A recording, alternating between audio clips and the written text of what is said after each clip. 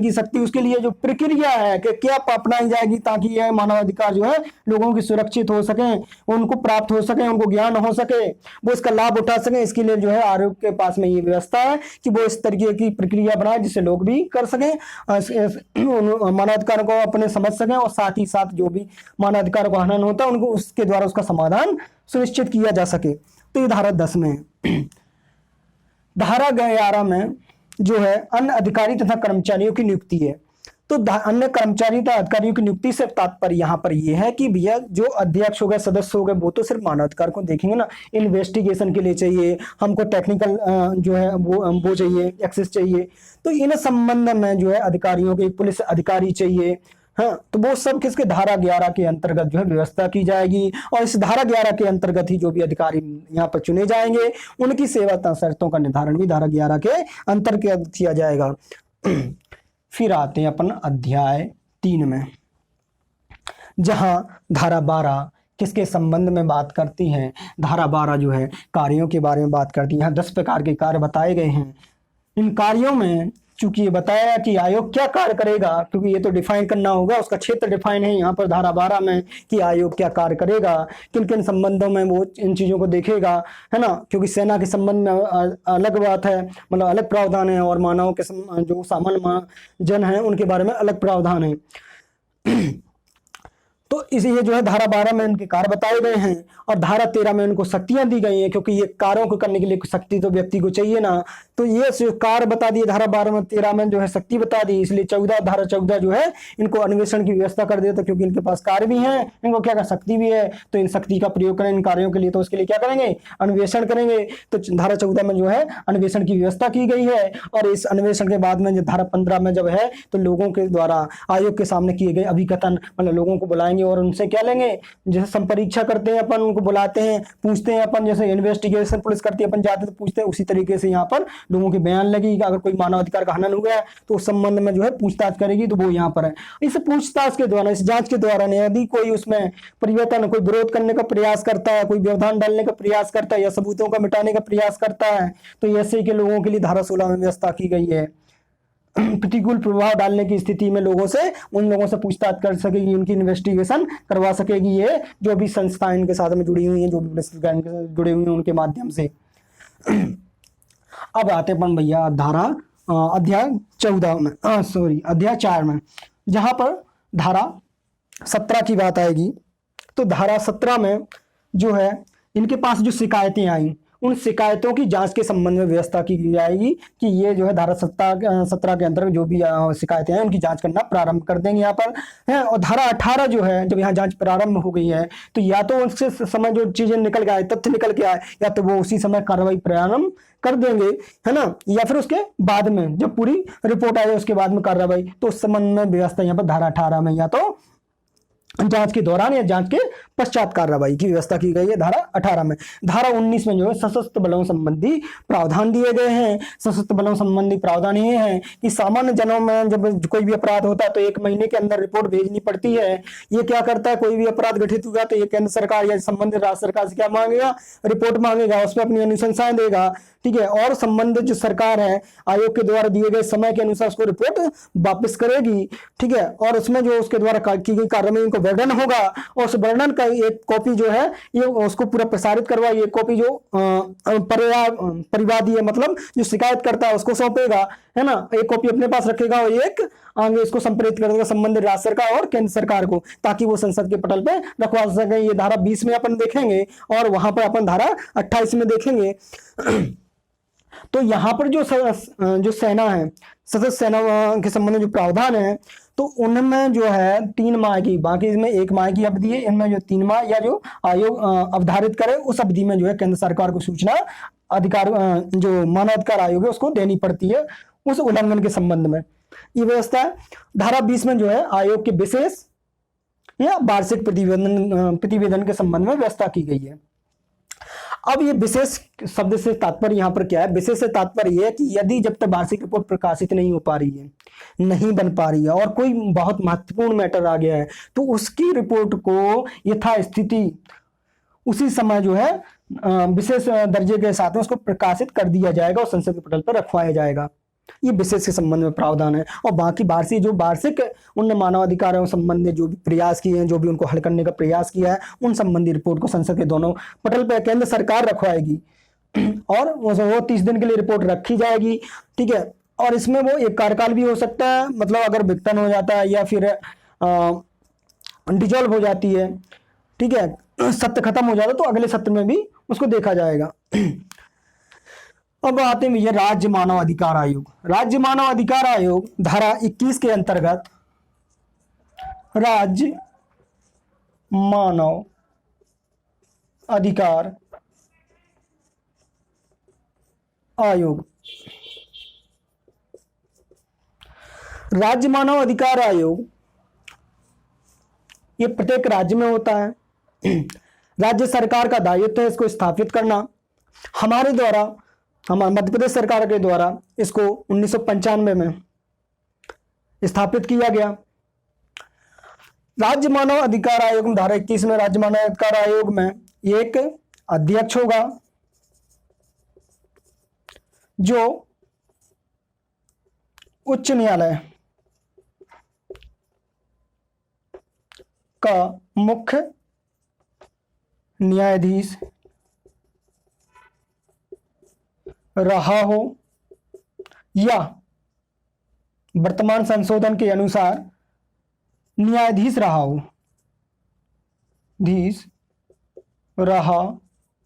उच्च न्यायालय का, ये होगा जो अध्यक्ष बन सकेगा। दूसरा, एक सदस्य होगा। यह सदस्य उच्च न्यायालय का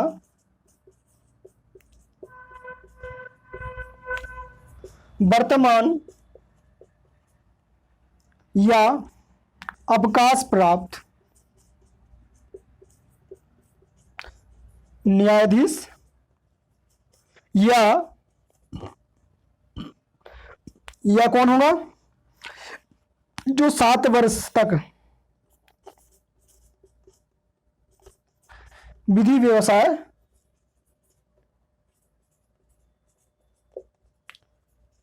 कर चुका हो, अर्थात एडवोकेट रह चुका हो। ठीक है। तीसरा सदस्य वह होगा जो मानव अधिकार संबंधी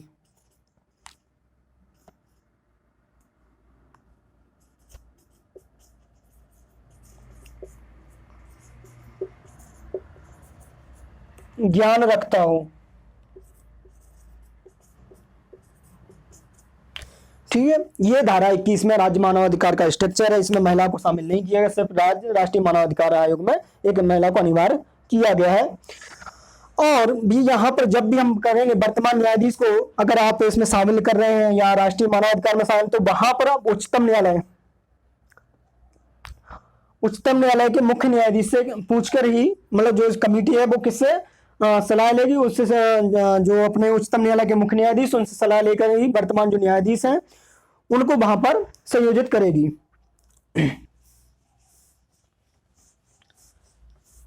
और इनकी जो नियुक्ति का प्रावधान है, सिफारिश धारा 22 में अध्यक्ष तथा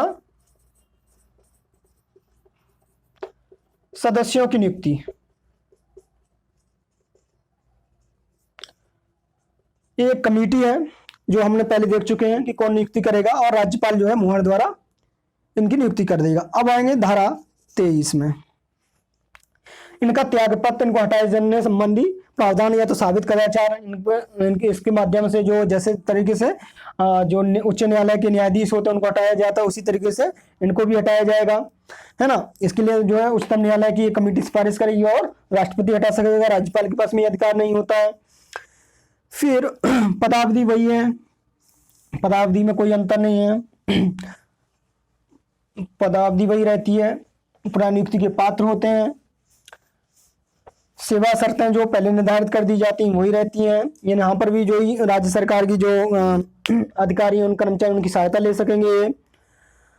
यहाँ पर जो है धारा 29 एक अलग से आती है, जहाँ पर और धारा 28 के अंतर्गत जो है राज्य मानव अधिकार के जो है वार्षिक प्रतिवेदन होंगे। और विशेष प्रतिवेदन हुए। धारा 29 में क्या आता है? धारा 29 में यह है कि जो राष्ट्रीय मानवाधिकार के कुछ प्रावधान हैं वो यहाँ पर राज्य मानवाधिकार पर प्रयोज्य हो जाते, मतलब लागू हो जाते हैं। यहाँ पर अलग से व्यवस्था ना करके उनको ही उन प्रावधानों को यहाँ पर लागू कर दिया गया है। अब धारा 30 यानी अध्याय जो 6 है वहां पर हम देखेंगे कि ये एक मानव अधिकार न्यायालय होगा।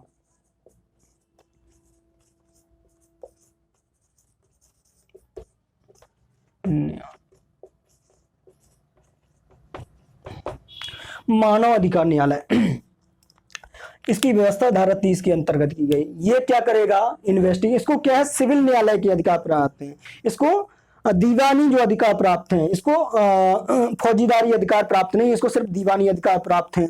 ठीक है, तो ये क्या कर सकेगा? इन्वेस्टिगेशन करा सकेगा।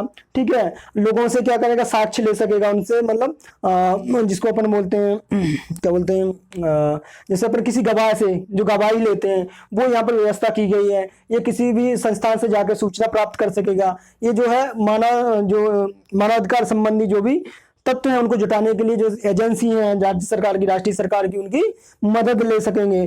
धारा 30 के अंतर्गत 31 के अंतर्गत क्या है? धारा 31 के अंतर्गत ये है कि विशिष्ट लोक अभियोजक, विशिष्ट लोक अभियोजक,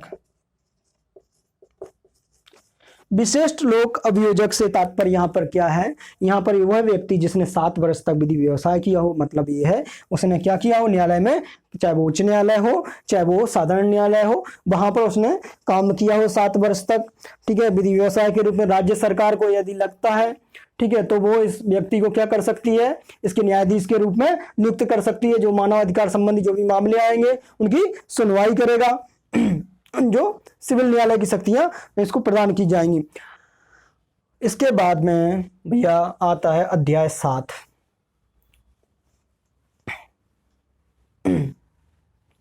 जहां पर आएगा लेखा एवं लेखा परीक्षा संबंधी प्रावधान है, जहां पर धारा 32 जिसमें राष्ट्रीय सरकार जो है, केंद्रीय जो सरकार है, राष्ट्रीय सरकार द्वारा किए गए अनुदान आएंगे। अनुदान जो हमारी केंद्र सरकार है उसने क्या अनुदान दिए हैं उस संबंधी व्यवस्था यहाँ पर आएगी कि उसने राष्ट्रीय जो मानवाधिकार है उसको या राज्य तो उनको क्या वो दिए हैं अनुदान दिए, वो आएंगे। फिर यहाँ पर जो है धारा 33 के अंतर्गत राज्य सरकार द्वारा किए गए अनुदान आएंगे। सरकार द्वारा किए अनुदान मित्रों, धारा 34 के अंतर्गत आप देखेंगे कि यहाँ पर जो अनुदान तो हो गए, अब इन अनुदान का क्या करना था कि जो इन्वेस्टिगेशन है, जो भी मतलब न्याय दिलाना है लोगों को, जो भी लोगों को अगर उससे प्रताड़ित हुआ तो उनको तुरंत व्यवस्था करना उस संबंध में जो इनके द्वारा अनुदान दिया गया था उसके द्वारा जो है लोगों को फैसिलिटी प्रोवाइड करनी थी। तो उन्होंने खर्चा कहाँ कहाँ किया है इस संबंध का ब्यौरा भी देना पड़ता है एक निश्चित फॉर्मेट में। तो उसके अंतर्गत यहाँ पर व्यवस्था है धारा 34 के अंतर्गत कि राष्ट्रीय मानव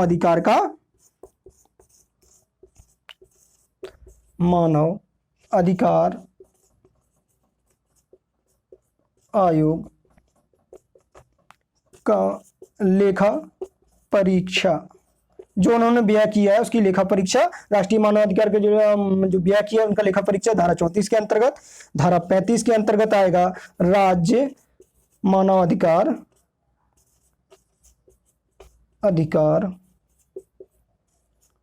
आयोग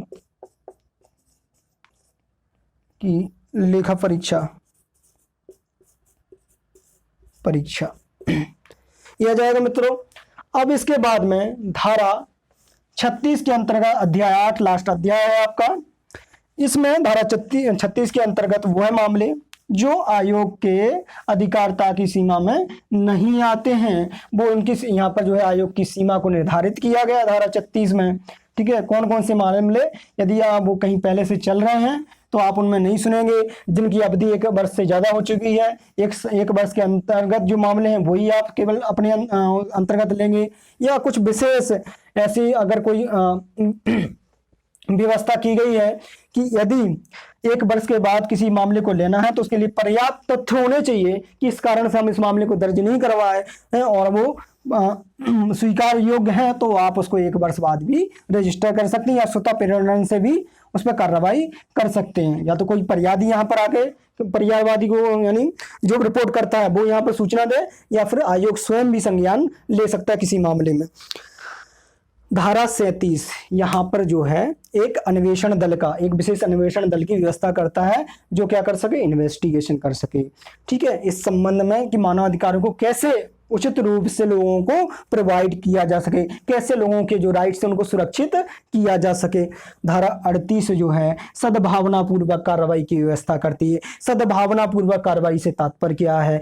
सद्भावना पूर्वक तात्पर्य यह है कि अपन ने जो है लोक सेवक पढ़ा था, लोक सेवक जो है आईपीसी भारतीय दंड संहिता की, भारतीय दंड संहिता 1860 का 45 के अनुसार धारा 21 जो है वो इस बारे में व्यवस्था करती है कि लोक सेवक को यहाँ पर डिफाइन करती है। तो वो लोक सेवक हैं, सो चाहे वो केंद्र के हों चाहे वो राज्य के हों, उनको यहाँ पर संरक्षण प्रदान किया। संरक्षण से तात्पर्य ये सद्भावना कि भैया उसको ये कार्य सौंपा गया था, उसने किसी को नुकसान पहुंचाने के लिए इन्वेस्टिगेशन नहीं की है। यदि किसी की भावनाएं आहत होती हैं, किसी का नाम खराब होता है, किसी को कुछ नुकसान पहुंचता है उस इन्वेस्टिगेशन के दौरान, बल्कि जो इन्वेस्टिगेशन करता है उसका ऐसा कोई उद्देश्य नहीं है कि किसी के भावनात्मक रूप से उसको हानि पहुंचाई जाए या किसी को इकोनॉमिक हानि हो जाए। ठीक है, तो इस संबंध में जब इसका रिजल्ट आएगा तो इस संबंध में उस अधिकारी के प्रति, उस लोक सेवक को सुरक्षा दी गई है, उसके प्रति आप न्यायालय नहीं जा सकते, आप सरकार के प्रति न्यायालय नहीं जा सकते हो, क्योंकि वो विधि के अनुसार कार्य कर रहे हैं। ये धारा 38 बात करता है। धारा 39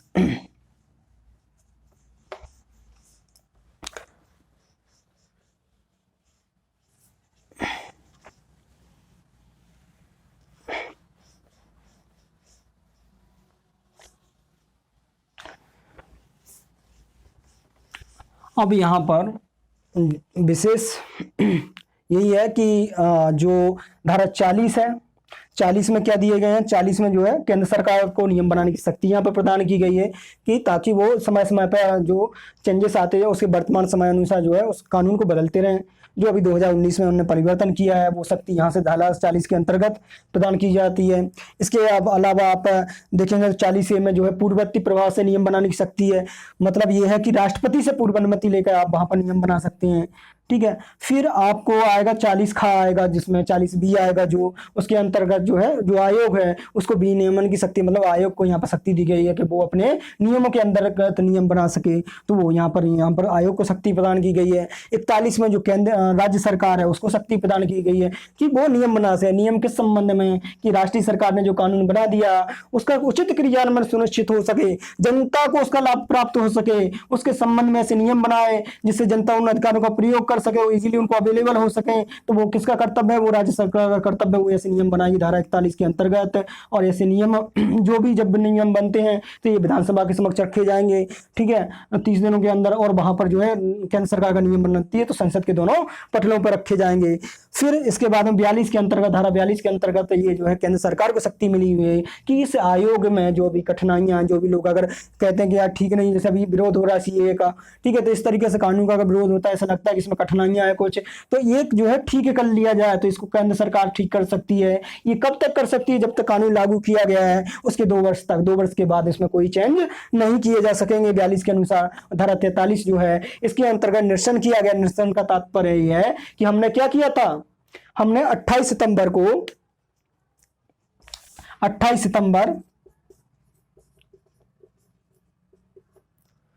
1993 को हमने अध्यादेश के द्वारा, राष्ट्रपति अध्यादेश के द्वारा इसको लागू कर दिया था और तभी से लागू भी माना जाता है। और इस अध्यादेश को धारा 43 के अंतर्गत क्या किया गया, खत्म किया गया, उसको निरसित किया गया है। इसलिए ये व्यवस्था धारा मैंने जो शुरुआत है उसमें 11 सितंबर बता दिया था, वो उसका है क्या बोलते हैं SC/ST एक्ट जो है उसकी वो है, पर ये 28 सितंबर है, तो इसको करेक्ट कर लेना आप। धन्यवाद।